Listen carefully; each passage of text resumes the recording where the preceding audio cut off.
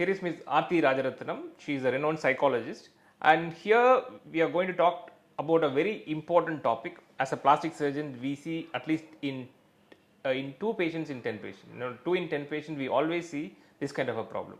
That is body dysmorphic disorder. It's very sometimes we feel very sad some days. Sometimes they threaten us so much. Sometimes it becomes a nuisance to us sometimes, and we do understand they're also human beings. They go through a lot of sufferings, but we become emotionally upset each and every day when we treat the body dysmorphic disorder. A lot of young plastic surgeons, when they start their career, they don't even know what is body dysmorphic disorder. That's the reality actually. So they get stuck with these kind of surgeries operating on the body dysmorphic disorder, and they get into trouble. So I want you to explain about the body dysmorphic disorder and what are the warning signs what doctors can pick up, and we'll discuss further. So primarily body dysmorphia, when it has to be diagnosed as per the diagnostic statistical manual that we use in psychology, we need to understand that a person, let's assume that I have body dysmorphia. My problem is that there is a perfect body part or fairly good body part, but in my mind I feel that it is not on par with a unrealistic ideal. This is the issue. So I spend between 3 and 8 hours per day obsessing about it, thinking that it's not okay. So if I were to give you an example, I had a roommate who at that time I didn't know had body dysmorphia. Why I'm saying this, it's very easy to miss if we are not careful. So she and I went out for dinner with her father. We were in hostel, and when she came back, she looked at her face and she said, it's become very fat. And as a medical professional, it's not possible to put on weight on any part overnight or over a meal. Correct. So at that point, I took it very lightly, and then from the very next day, she used to work out for 3 hours trying to lose weight on her face. And no matter how much of cardio you do, it's not going to make you lose weight on your face. So these kind of extremes happen. So let me put it in context. Right now in the current diagnosis that we make, it comes under obsessive compulsive disorder. It comes within the larger umbrella of OCD. And when we put it under OCD, you need to understand that the core emotion there is anxiety. And anxiety is a generalized response to a generalized trigger. It's not very specific, unlike fear. Fear is very specific response to a specific danger in my environment.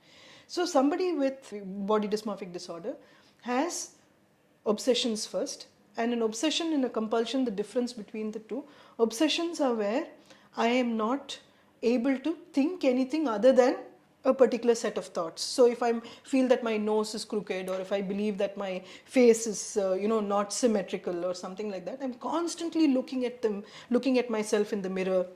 Or I avoid the other extreme, I avoid looking into mirrors. These kind of extreme behaviors. I'm very happy wearing a hoodie and hiding behind that, or I like the mask that I'm wearing and things like that. So I do everything in my power to ensure that you're not able to see the flaw that I'm seeing. And so this is the first. So the obsession keeps building over a period of time, and invariably the obsession has to change. So they develop compulsions, and a compulsion is always something that is done at the habit level or the physical level.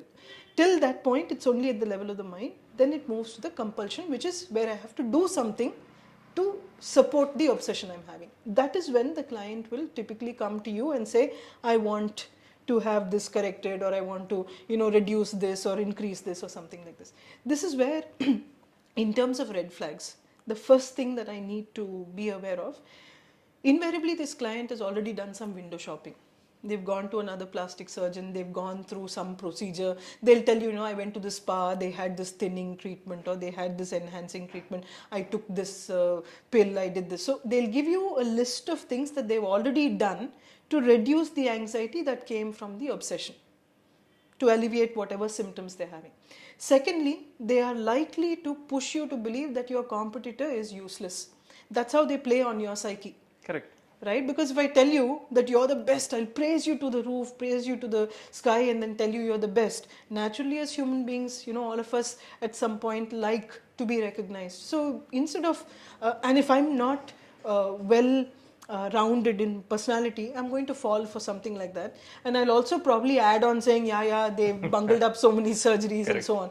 See, whenever a client is going to compare you to somebody else, let me tell you that there is a vested interest there. Correct. If it's physical, like there was an infection, something like that, you can use your medical judgment. That's a different thing. But in this case, that won't be the thing. Then what will happen? The compulsion also will not stop, because this is a cyclical process. So once this happens after about 2 weeks, 3 weeks, something like that, they'll tell you, this is not okay. It's not healing properly. It still is the same. It hasn't become like I expected. Or then they compare themselves again to a hero or heroine, somebody, and say, but I wanted it like that, you've made it like this. So they'll start finding small issues, because the obsessions have returned. Correct. You've not hit the core issue, you became the compulsion. Correct. As a doctor, you become part of the compulsion that the client is already going through. A third thing that happens with them is that they will have constant codependency, meaning that you will be part of this toxic equation. Why I'm using such a strong set of words is, I understand it's a medical condition, all of this, but since there is a mental health issue there, just like an addict will always be with somebody who is able to support the addiction, this will be something where the doctor will be playing into this narrative that they already have. Which is why, as a medical professional, it's very important to pick up these signs and say, I'm not going to play into this. Yes, they will dislike you, they will find somebody else. But in your case, you may need to realize that mental health is something that cannot be fixed through surgery. Correct. Right? So that's where I think, in terms of red flags, this would be a major part that you will work on. Then there will be the shaming, because after 6 months, even if you do choose to do the surgery, after 6 months or something, they'll come back and tell you it is not perfect. This is not, you were the worst person I could have chosen. Basically, because you are only a compulsion. Correct. Compulsion may seem like a savior in the initial phases, and the devil after some time. Correct. Because the obsession has overtaken the whole thing. So as a doctor, as a medical professional, you may need to realize that something that requires medical intervention, yes, you can do, but something that requires mental health related intervention cannot be fixed. Correct. Through a medical procedure. So the young plastic surgeon has to know, as Aarti said, it's our routine thing. Where now, initial days, even we operated a lot of body dysmorphic disorder clients. But what usually happens is the red signs. You have to pick up the red signs, because we don't know the red signs in the initial phase. We operated few patients. As Aarti said, exactly happens. They come and blame the surgeon who operated earlier, and he said that you are the best in the world. I did a big research. See, all those things initially make you feel proud. Oh, very good, kind of, but never become prey for that. So just understand. Okay, tell me what's your problem, and then when they tell the problem, try to see the problem. But a lot of times the BDD clients are very, very, very intelligent. The toxically sometimes intelligent. They make you believe that okay, they need the surgery, kind of. But you ask yourself so many times, okay, really needed, the surgery is needed or not. If you are not convinced that surgery is not needed, don't even touch them. Second thing, as already we discussed so many times, that they never ask about the risk factors. Okay, and they ask so many things. There's so many perfection. They bring so many photographs of the actors, multiple, mirror. They even bring a lot of morphed images of them, and they even 2 millimeter, 3 millimeter things and all. They try to change. If anybody asks for a very minor corrections, the flag has to appear, red flag has to appear. Because the minor correction somebody is asking, be aware. Don't get into that trouble. And as Aarti said, that few months, immediately they'll again price you. So much. So always I tell my fellowship people, she's pricing, don't get into the prey. Wait another week, she'll give a hint, and another 3 months, she'll again say that this is not resolving. 6 months, they'll blame you like you are the worst surgeon in the world. And sometimes they'll threaten you. Sometimes it's called negative review threateners. Right. If you're not doing surgery, I'll write a negative review. Because nowadays the internet, all the practice works through the reviews. But a lot of times the negative review threateners, sometimes no other go. When you're making 100 people happy, one person write a negative review. You can't make everybody happy. But a lot of times this is not even the person who we did some wrong surgery or something. We made them extremely happy, but because of we are not operating is the reason for the negative review. So unless otherwise you understand these things, as the doctor, as Aarti said, you will become a toxic dependency, like you're a Like a toxic codependent codependent relation. relationship. So they don't leave you at all. They keep coming. I have a patient who run behind my car and asking for beg me for the surgeries, and so never get into this trouble.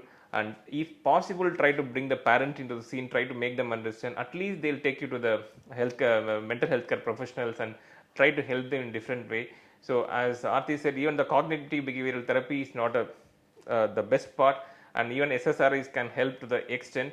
The major thing is that what exactly is the Aarti? So basically here what would happen with this person is also one of the other red flags, is that they would have done so much research on it, it's very difficult to reason out with them, which is also why I said CBT does not work, cognitive behavioral therapies do not work, though many people try to use it. You'll notice that in terms of the statistical data that has come out, there isn't much of a Only they say 20% less improvement. than that I feel.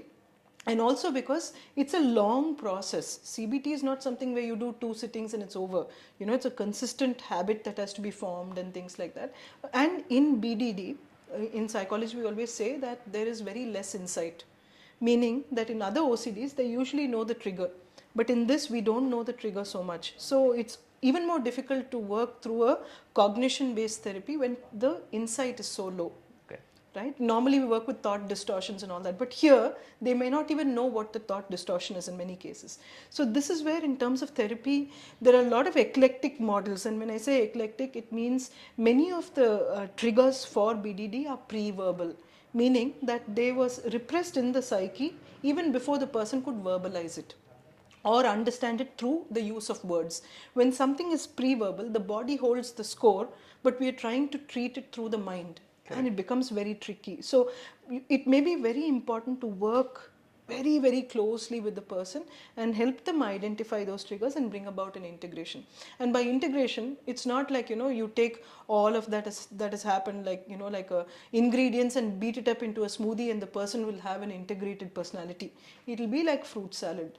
They will have all those individual ingredients. They will still know this is the trigger. They may still get triggered by somebody, but they will know to choose a better option. Okay. Than the compulsive behavior. Okay. So for example, let's assume that I get triggered that my nose is crooked or something like that. When in the unhealed way, I would keep coming to you. Obsessively, I keep looking at my nose and I keep saying it's ugly. And I spend between 3 and 8 hours looking at it. But now what will happen, and then I'll come to you as a compulsion asking you to reduce the size, and every 6 months I will have a surgical procedure for it, or I'll do some kind of intervention.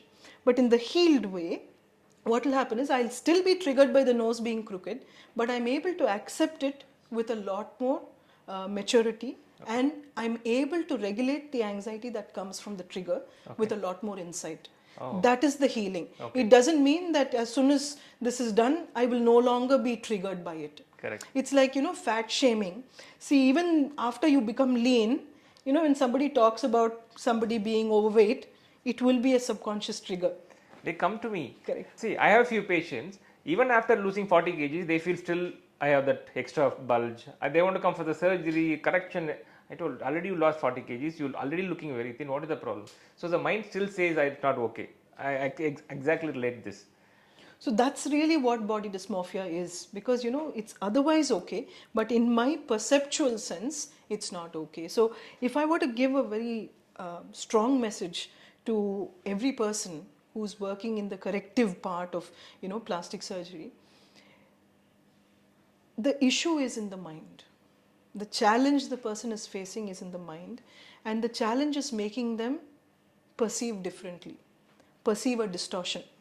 And a distortion cannot be corrected physically, because a distortion, as the word says, is in the mind. So we may need to first go through the entire history, check for red flags. Second, notice if the person is extremely clingy, is constantly seeking reassurance, has so much of research already built into it. It's giving you a cue that their entire day is built around the perceived flaw. Correct. And therefore, even if you do a correction, the perceived flaw may still be there because it's in the mind. Okay. So it may be very important, even at the cost of losing a client, to ask them to seek support for their mental health. I don't know, for some reasons, a lot of BDD patients get attracted towards me. initially I become the victim and I become sometimes, you know, like morning as soon as I get up, some people then won't vocalize in that when they're coming for the consultation. They keep sending morning 4 o'clock. When I get up in the morning, I see thousands of messages in my WhatsApp.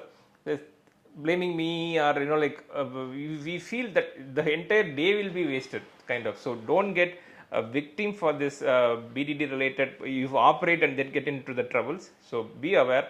I think Aarti has cleared a lot of your doubts, and we want to do this session for a long time. Thank you, Aarti, for helping us. You are helping a lot of plastic surgeons in this video, and we do more. We talk more about body dysmorphic disorders in some other sessions. Thank you. Thank you, Aarti.